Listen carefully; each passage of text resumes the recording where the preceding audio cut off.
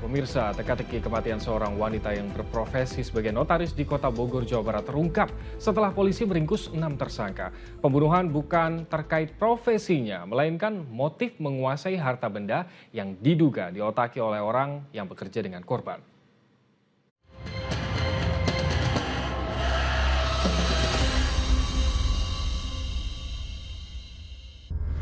Iya mah dipaehan ieu mah. Ingin menguasai kendaraan roda 4 milik korban.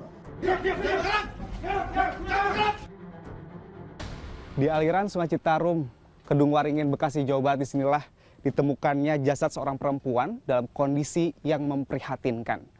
Penemuan ini mengawali misteri hilangnya seorang notaris dari Kota Bogor dan berujung pada pengungkapan kasus perampokan. Digandulan.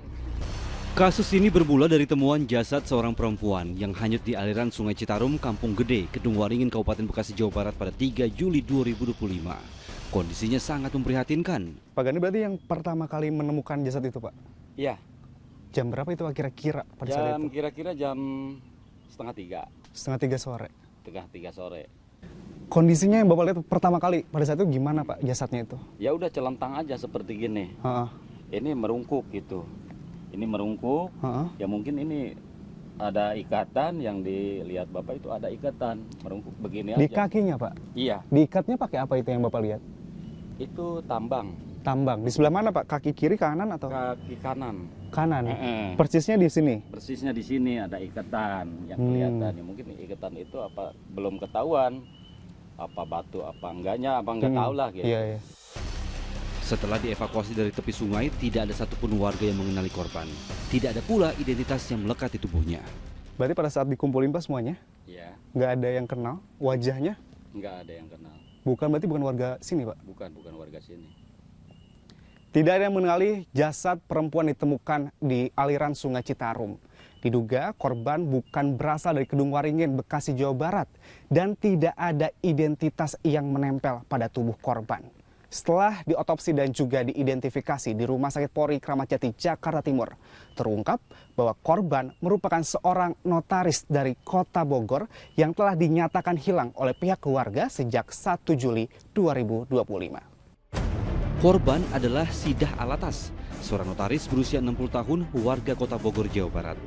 Keluarga telah melaporkan hilangnya korban ke Polsek Tanah Sereal pada 1 Juli. Informasi orang hilang juga diunggah di akun media sosial Instagram pada 2 Juli.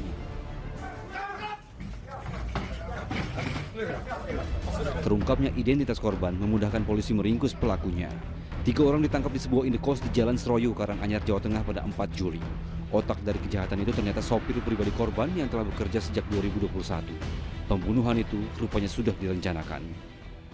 Para tersangka ingin menguasai kendaraan roda 4 milik korban beserta harta lainnya. Salah satu daripada tersangka ini adalah driver. Tersangka AWK dan tersangka A serta korban berangkat menuju ke kantor notaris milik korban di daerah Bojonggede. Sebelum tiba di kantor notaris, tersangka A langsung mengeluarkan gunting, di mana gunting tersebut disimpan di dalam tas selempang miliknya. Mobil sedan berwarna putih inilah yang menjadi incaran ketiga tersangka. Mobil dijual kepada para penadah sebesar 40 juta rupiah. 3 penadah juga ditangkap dan dijadikan tersangka. Melihat adanya kasus pembunuhan seorang notaris, ini seperti apa sih dari kacamata kriminolog? Ya, dalam konteks kriminologi memang suatu pembunuhan itu memiliki beberapa aspek. Yang pertama adalah apakah kemudian ada dendam di sana.